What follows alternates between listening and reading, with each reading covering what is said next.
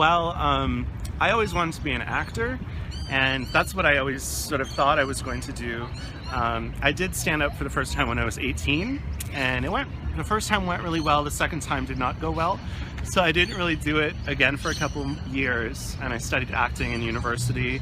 And then when I started actually having an agent and auditioning, I realized I really hated the industry. And at the same time, I was starting to do more and more stand-up, and that's sort of what I realized I was actually meant to do, and what that performance style that was right for me, because I was a writer, and the character that I have of myself is a character that I can connect to, and it's unique, and it's my thoughts and my voice. And so that's just kind of what happened. That was just sort of how it happens, just my general desire to be a performer.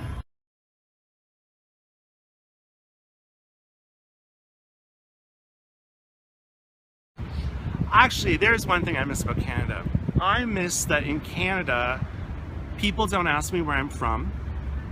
And sometimes I miss being a part of a culture that has like a cultural history, like in terms of recent modern history and politics or television references.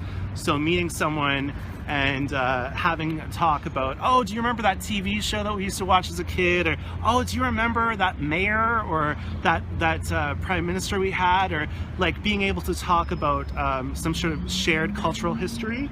And the fact that anyone could be Canadian. Whereas living in European cultures, people often confuse nationality with race, and that really, really bothers me. Like, there are tons of people in Holland who are black, who are Asian, because of colonialization or immigration. People that moved from Morocco there 50 years ago, or Turkey 50 years ago, and their families have been living there for 2 or 3 generations, and they're still not considered Dutch.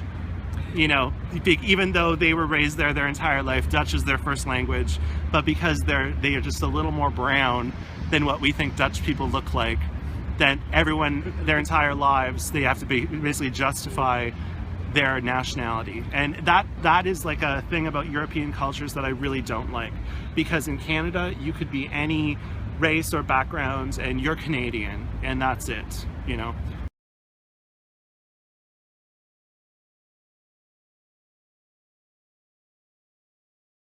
At my show, you can expect to have fun.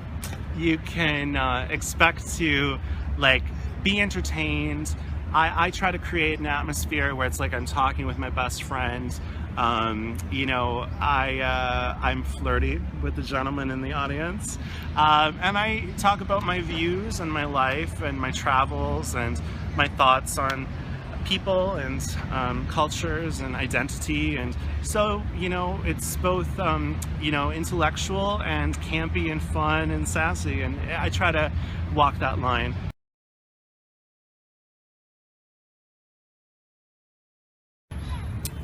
I get inspired by lots of different things. I get inspired by hypocrisy. I get inspired by embarrassment.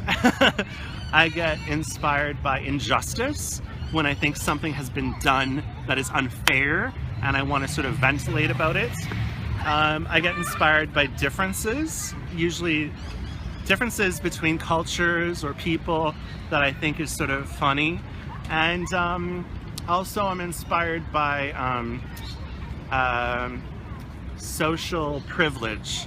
I like turning things on their heads and exposing how people sometimes are very unaware of the things that they do and that they say that can be quite offensive. And so, or not offensive, but just rude. And so life experience, you know, just, I think most comedians are people that are kind of not unhappy, but can be easily pissed off with things, you know. And I think I'm a happy person, but definitely when things get on my nerves, they really get on my nerves, and I need to like ventilate about them, and that's usually fun for people.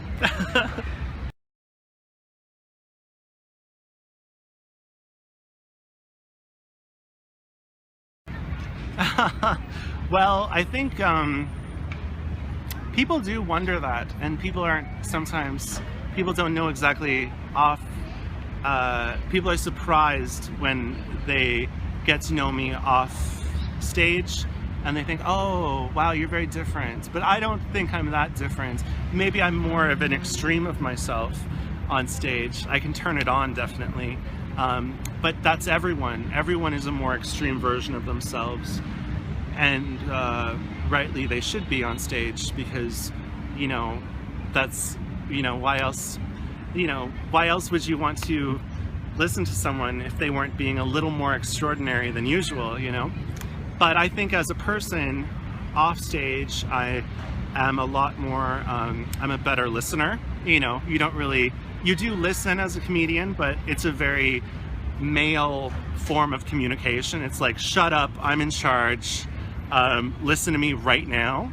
In person, I'm a lot, you know, more communal in terms of like letting other people speak.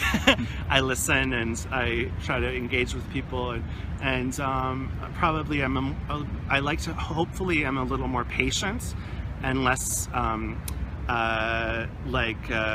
you know, needing to shut things down. So I'm probably more of a relaxed person and a calmer person off stage. But definitely I'm just as flirty.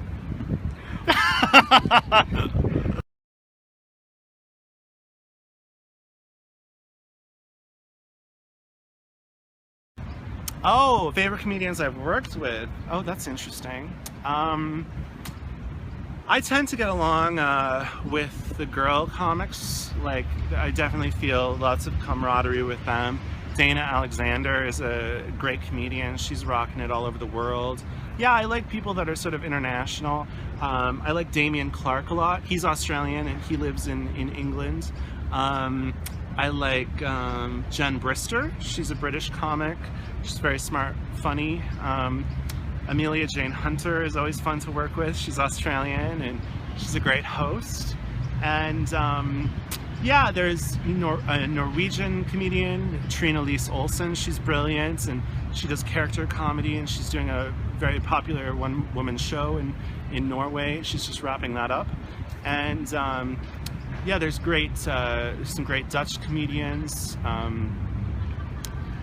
Berlin has a great comedy scene. There's lots of awesome people there, like Paul Salomone and Caroline Clifford, who's fantastic, and Carmen Schramm, she's Lebanese, living in Berlin. And yeah, I have lots of friends and cool people, even Croatian comedians. Vlatko Stampar, he's great to work with. And yeah, I think that's, now that I think of it, I know a lot of cool people, actually.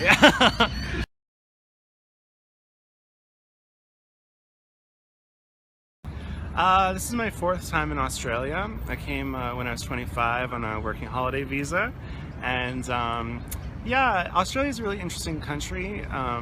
There are parts of it that I really enjoy, parts of it I really don't enjoy, but you know, that's sort of the way I see the world. Like, there are pros and cons to everywhere. I like the weather here. I like you know, how laid back people are and open, and people are very social here.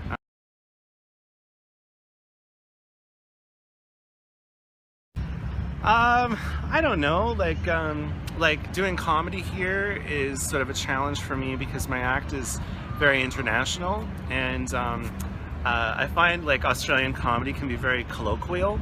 Like, you guys like to have lots of different, like, sort of like local references, and just sort of like, I do this thing in my act where like, it seems like every Australian comedian has this one sort of like bogan voice that they need to do every now and then. They're like, yeah, so my Uncle Barry sounds like this. Yeah, fucking mate, yeah. Like, there's like this bogan voice that people slip into, and the audience always thinks it's fucking hilarious. Everyone's like, oh, that's what my Uncle Barry sounds like. Like, they fucking love it, and I just don't get it. I'm like, why is this funny? Why is Uncle Barry so funny?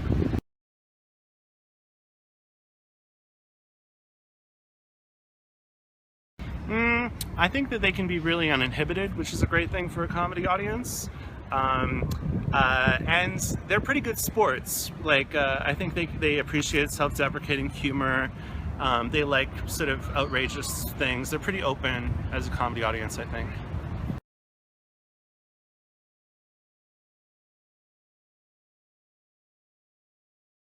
Yes, depending on the country, like some countries take themselves a lot more seriously than others. Like the Dutch are a pretty serious comedy crowd, also because they have a history of cabaret, which in Holland cabaret is like a one-person show, which is usually like very preachy. So it's a little more like, here I am, I'm a brilliant comedian, I'm going to tell you about all the problems of the world. And so people sort of have a different expectation with stand-up. Like they don't entirely get the fact that it's like comedy. It's not just someone talking about their view in the world. So sometimes they'll just sort of be like listening and just sort of like contemplating what you're talking about instead of like really connecting and getting into it and laughing. Scandinavians are a really good comedy crowd. They don't take themselves very seriously, and they're very quirky people as well. And they like commentary about their own cultures.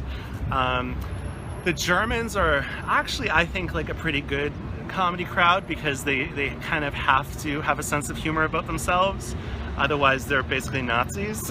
Like, you have to be able to laugh about their history and stuff. And then, but the other thing is too, like performing within Europe, I'm performing to a lot of international communities. I did a one-man show about being an expat and toured that throughout Europe. So for the most part, like I will perform for local cities, or like, you know, if I'm in Norway, I'll definitely be doing shows where I'm performing just all for Norwegians, but often I'm performing for people from a diverse background, so internationals. But the thing that they all have in common is that they're living in a foreign country, and so a lot of that experience of being an expat they can connect to. So that's another reason why sometimes I feel like I might, it's a bit of a challenge in Australia because, you know, I love the Australians, they're great people, but most often their travel experience is Bali.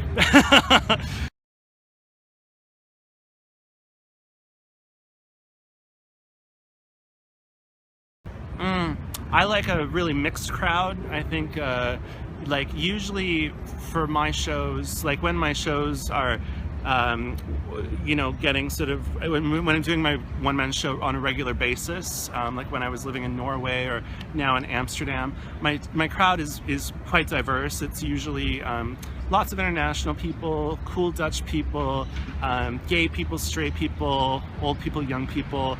I have a very sort of well-rounded fan base.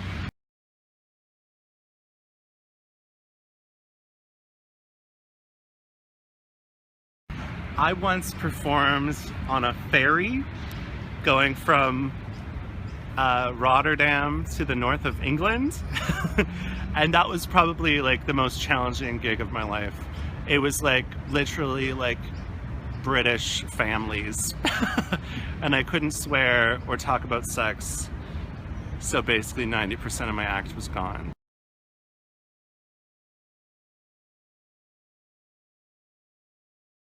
Usually what you need to do is you need to like shut down the heckler in a way that isn't too aggressive, so you sort of make a joke about it and you have to keep the audience on your side, but at the same time like shut the person down. So or if people are being disruptive, you can come up with quick little one-liners to sort of diffuse the tension and to redirect a focus. Like if someone is whispering to someone, you know, there's a great line like, "Hey, where'd you learn to whisper? A helicopter?" You know, so there are things you can do.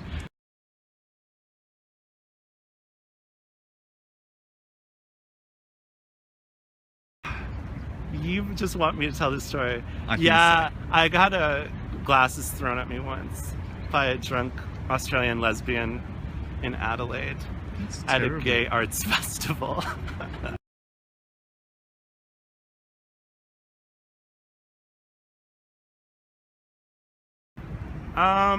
There are differences between a gay audience and a straight audience. Like I sort of prefer a mixed crowd, but definitely like Gay audiences, when they are on your side, they're completely uninhibited. Like, you have them 100%. But if you don't, then they can be really hard and quite dismissive.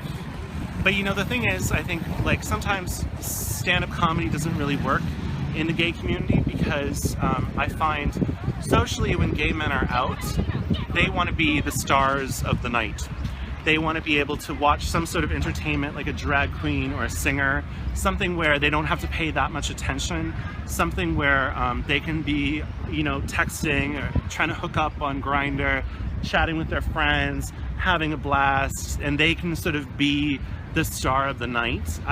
Quite often, unless there's some sort of, you know, really special event or a comedian that is really popular in the gay community, it's rare for gay men to kind of be quiet and listen and focus because they always want to be sort of the stars of the night.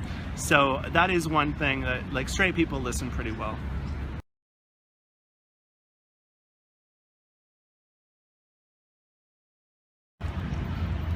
Look, if you can't take the heat, get the fuck out of the kitchen. There's nothing I can tell you. Like, just remember it.